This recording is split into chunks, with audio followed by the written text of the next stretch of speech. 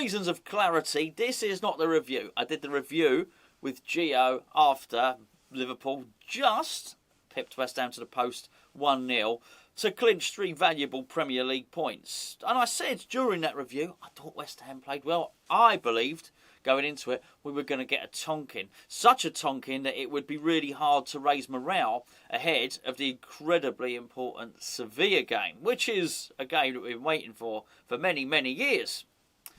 This is not the review. I thought we played well. I thought we were motivated. And I thought we were well organised. I thought we played well in pockets. And I thought that we could have got a point, maybe even 3 from that game.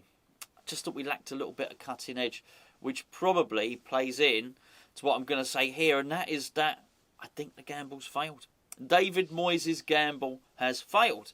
You'll have seen from the thumbnail what I'm alluding to. And it's obviously Jarrod Bowen. Now, we won't know that gamble has failed until later on in the season. Okay? We have to lose a series of games, drop out of European contention, go out of the Europa League at the next stage for that to be confirmed that it's failed. I'm hoping that doesn't happen. But this is what I'm talking about. We're going to look at David Moyes' comments, and it's David Moyes' reluctance or inability, I'm happy with either, to bring in a striker during the January transfer window. By David Moyes' own comments, because he was being asked by journalists all the time why he hadn't brought a striker in. I don't think, by and large, the national press ask the questions that we want to know as West Ham fans. Largely because they'll be covering West Ham today, Norwich next week, Burnley the week after. They're not going to know all the nuances and all the intricacies of what's going on at the club. But on that one, it was really national football news, if you like. And that's because West Ham are up there, have been up there for a couple of seasons now, and the national press want to know, why, David Moyes, why have you not brought in a striker?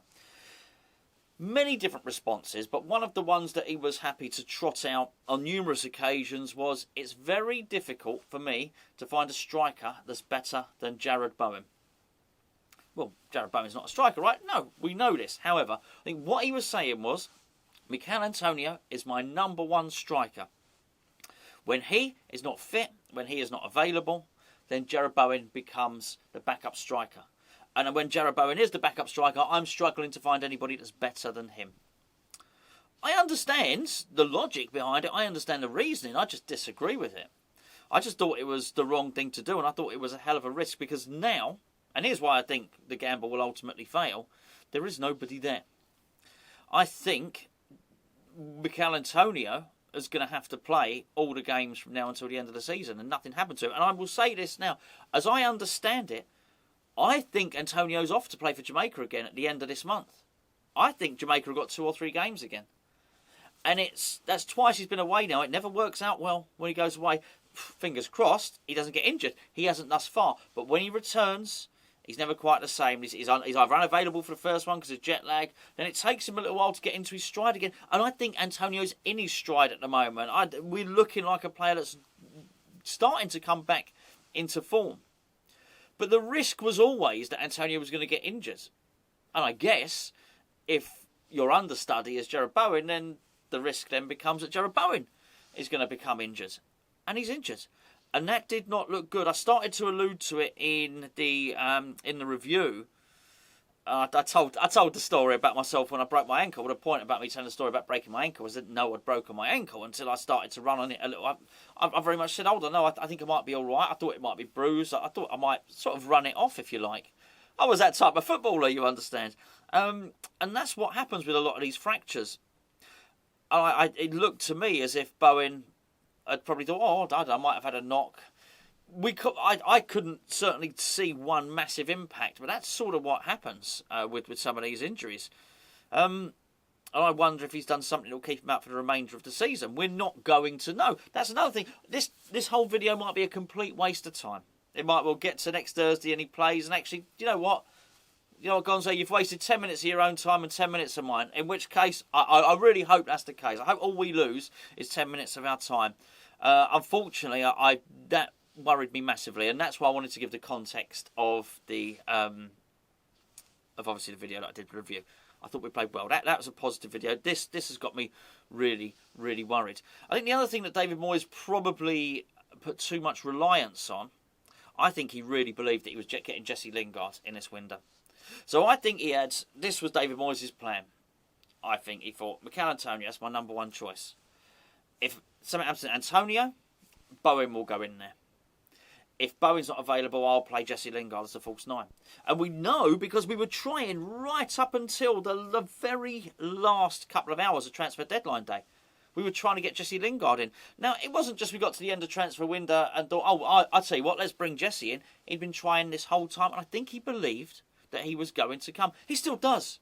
He still thinks Jesse Lingard's coming in the summer, and he might, by the way. But the whole thing, the whole house of cards is just on such flimsy foundations. Well, it's a house of cards. One card goes down, the whole lot.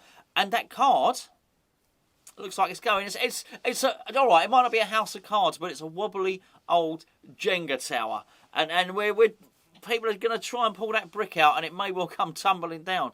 I'll tell you that much now. And I just look at it and I think, what an opportunity missed. And it didn't have to be a world beater.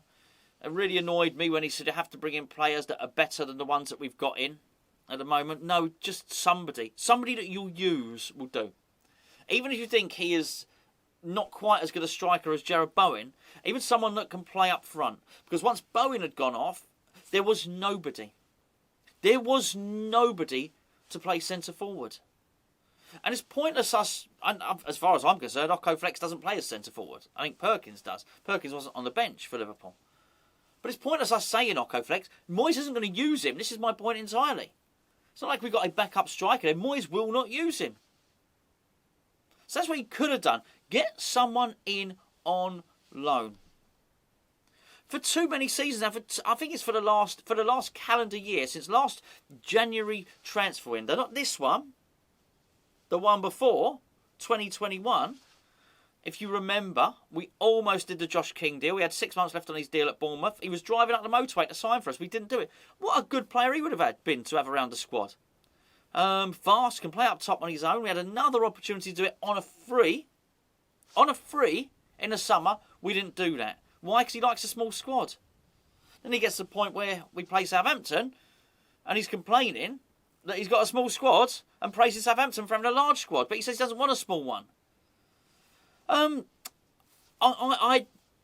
am more than happy to be proven wrong. I'm more than happy for David Moyes to have got it right. Antonio plays every minute between now and the end of the season, scores lots of goals, looks fit, and it's not even a problem. But even at that, even forgetting for a moment that Jarrod Bowen's the backup striker, we've still lost an area on the right-hand side of the pitch where we were getting a load of our goals from. Again, I'm happy. If it turns up in the next game, absolutely brilliant. But to see him limp off is a massive, massive worry. And not just a massive worry, really predictable. Okay, you and I may not have been able to predict the precise person that was going to get injured. Maybe we all thought Antonio was the one that was going to get injured. Okay, fine. But Bowen's got injured. It's predictable that somebody would. And Declan off with his cough as well. I mean, at the moment, they are our two best players. You might be able to make a case for Zuma.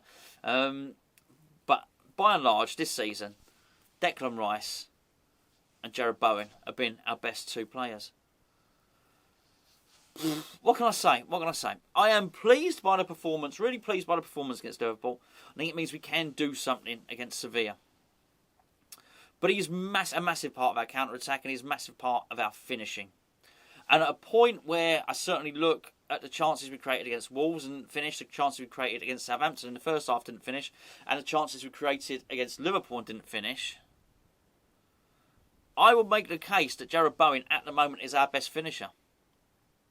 We've lost him. The gamble was, for the rest of this season, that we'd keep him and he'd feature in all the games. Over to you, Moisey. Let's hope I'm wrong.